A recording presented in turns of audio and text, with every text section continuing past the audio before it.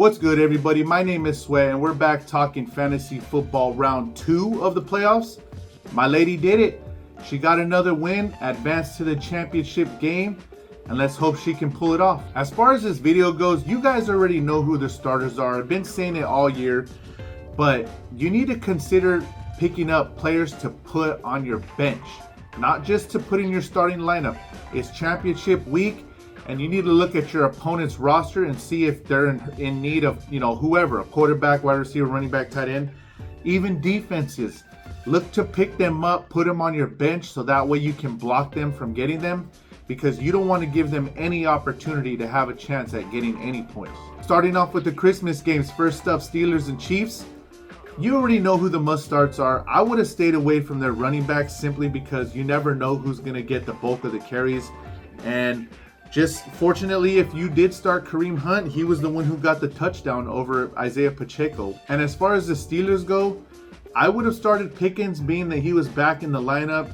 Najee Harris, give Jaylen Warren a look. He has been doing well these past few weeks. And also Pat Freiermuth. Next up, Ravens and Texans. You already know what to do as far as the Ravens go. Everyone's a must start. And the Texans, I would have only started Nico Collins and Joe Mixon. Next up, Seahawks and Bears. We already saw what happened. No touchdowns. So tough break if you started anybody on either team. But I would have started Zach Charbonnet, being that Kenneth Walker was out. And of course, I would have started JSN and Metcalf. And as far as the Bears go, I wouldn't have started anybody except for DeAndre Swift. Next up, there's 3 Saturday games this week, so don't forget to adjust your lineup. First up, Chargers and Patriots. I'm starting J.K. Dobbins. They just said he's coming back from IR, and if you don't have a better option, I'm starting him with confidence. As far as the Patriots go, I think I'm staying away from everybody except for maybe Ramondre Stevenson if you don't have a better option, but that's about it for that team. Next up, Broncos and Bengals. We already know the whole Bengals team is a must start. Even Mike Gesicki, if you don't have a better option at the tight end spot, I'm still starting him with confidence. And as far as the Broncos go, stay away from their running backs. We've been saying this for the majority of the season. We never know who's going to get the bulk of the carries, or, who's going to get the red zone targets, this and that. Stay away from them. The only one I'm starting with confidence is Courtland Sutton.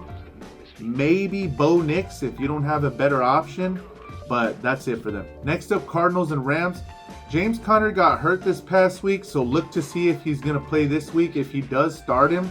Also, Kyler Murray and Trey McBride. As far as the Rams go, we know you got to start their receivers, Nakua and Kupp. But even though Kupp has taken a dip these past couple of weeks, you know he still has the ability to get, 10 catches for 100 yards and a touchdown. So you got to keep him in your lineup, as well as Kyron Williams. Moving on to the Sunday games. First up, Cowboys and Eagles. You still got to start everybody on the Eagles, even though Kenny Pickett's getting the start. A.J. Brown, Devontae Smith, and Saquon. And as far as the Cowboys go, I'm starting Rico Dowdle with confidence. But with CeeDee Lamb out, I'm not sure if you want to start any of their receivers. Do you have trust in, Turpin or Tolbert, or I don't know who the other receiver is, but maybe Jake Ferguson at the tight end spot. But other than that, that's going to be it for them. Next up, Raiders and Saints. I was just about to say this might be the first time you don't start anybody from either team, but then I forgot the Raiders still have Brock Bowers, so he is definitely a must start. Moving on to the Colts and Giants. The only one I'm starting from the Colts is Jonathan Taylor, and maybe keep an eye on Malik Neighbors. He might not play. He did say he's a game time decision, but maybe Tyrone Tracy if you don't have a better spot at the RB, better option at the RB spot. But if Neighbors is starting, I think you got to start him. Next up, Panthers and Bucks. I'm still starting Adam Thielen and Chuba Hubbard from the Panthers. And as far as the Bucks go, Mike Evans and both running backs, Rachaad White and Bucky Irvin, and Baker Mayfield. If you don't have a better option, he's been doing good. He's actually been doing really well, so don't hesitate to start him. Next up, Titans and Jags. As far as the Titans go, I'm still starting Calvin Ridley and Tony Pollard. Mason Rudolph is the quarterback now, and Ridley did fairly well last week. But as far as the Jaguars go, the only one I'm starting is Brian Thomas Jr. Next up, Dolphins and Browns. I'm not starting anybody from the Browns. Maybe Jerome Ford. He's a big maybe. as well as Jerry Jeudy, but their quarterback situation is just not good right now. So I'm staying away from that whole team if possible. But as far as the Dolphins go, you still got to start Tyreek because you know he's only one play away from getting you double digits. And Devon Achane is a must start. I'm benching Waddle, but I think I'm still going to start Jonnu Smith as well. Next up, Packers and Vikings. You already know what to do with Minnesota. You're starting Jefferson, Addison, Aaron Jones, and even I'm starting TJ Hawkinson at the tight end spot. As far as the Packers go, this one's a little tricky for me personally. The only one I have confidence in is Josh Jacobs, simply because I've been saying this all year. Their receivers are all pretty good, but you just never know who Jordan Love is going to favor.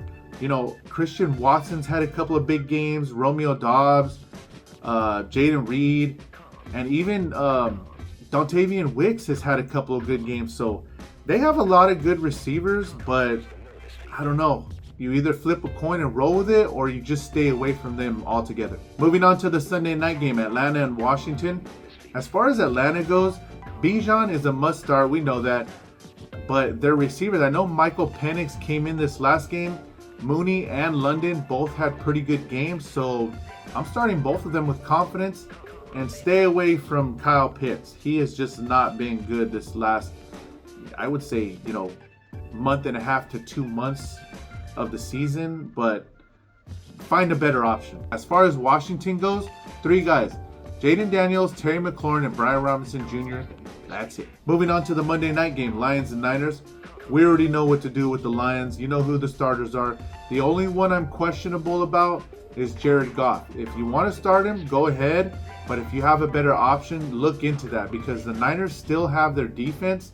I know they're eliminated, but they still have a pretty good defense, and you just never know. So I would consider maybe putting Goff on the bench. And as far as the Niners go, I know they just got eliminated from the playoffs, but these guys can still help you win a championship. So I'm still looking at Purdy. If you don't got a better option, start him, because you know how many points the Lions can score. And I just feel like the Niners are going to be playing catch up the whole game. So I feel like it's going to be a pass heavy game for them. So Brock Purdy is good. I'm starting Debo. He's had, he wasn't doing very well, but these past couple of weeks, he kind of picked it up. So I'm starting Debo. Obviously, George Kittle. And if Isaac Guerrero comes back at the RB spot, you got to start him as well. That's going to be it for me this week. Hopefully you guys can get that win and maybe get your name on a league trophy or win some money. My league does both. Hopefully my lady can get her name on the trophy sitting over there in the corner of my living room, plus get that money. But we'll see what happens. As of right now, through the first 3 games, her projections are 51-49. But we know that doesn't mean anything. But we'll see what happens. Good luck to you guys this week, and go Bills.